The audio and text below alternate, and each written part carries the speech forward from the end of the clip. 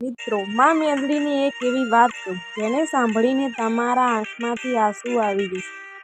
એવો માં મેલડીનો ચમત્કાર છે. એક નાનકડું ગામ, લગભગ 200 થી 300 જેટલા ઘર. એમાં એક ઘર એવું પણ છે.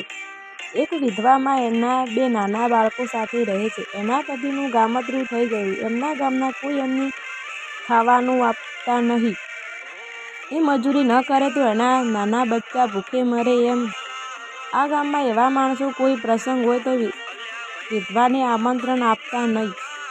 આવા જ એના ગરીબ દિવસો છે. પણ કોઈ આ ત્રણનું સગું નહોતું.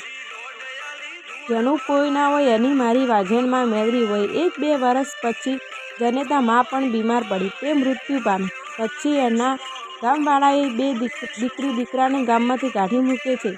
એ ફરતા ફરતા જંગલમાં પહોંચી જાય છે. ત્યાં બેઠા હોય છે.